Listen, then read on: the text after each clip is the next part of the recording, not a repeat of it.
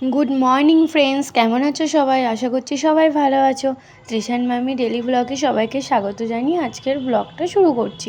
দেখো, আমরা সকাল সকাল ঘুম থেকে উঠে স্নান পুজো সব কিছু সেরে আমরা দুজন মিলে যাচ্ছি কোথায় বলো তো? আজকে যেহেতু 15 আগস্ট, ওর জন্য আমরা পতাকা উত্তোলন করব। তার জন্য আমি আর বাবান রেডি হয়ে চলে এসেছি। তারপর দেখো, সব কাকিমারাও চলে এসেছে।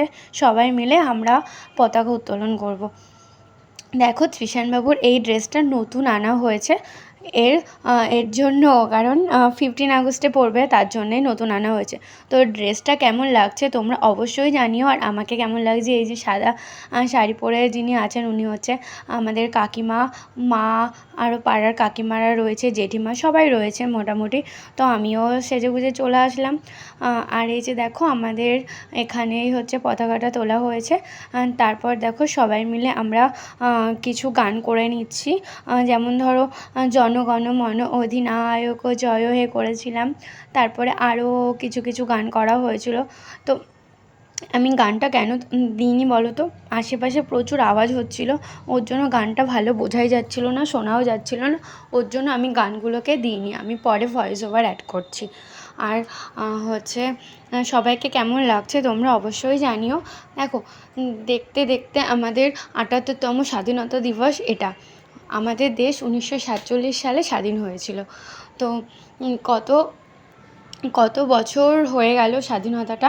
তো কী বলো তো, স্বাধীন দেশ স্বাধীন ঠিক আছে, কিন্তু মেয়েদের না কোনো স্বাধীনতা, কোনো নিরাপত্তা নেই।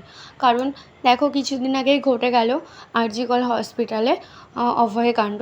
তো সেটা কি একদম ঠিক হয়েছে? মানে এত বাজে, কি বলবো, মানে মাথা হেঁট হয়ে যায় ওই ঘটনাটা ভাবলে, দেখলে। মানে শরীরের মধ্যে মানে কেমন একটা বিরক্ত হয়, কষ্ট হয়।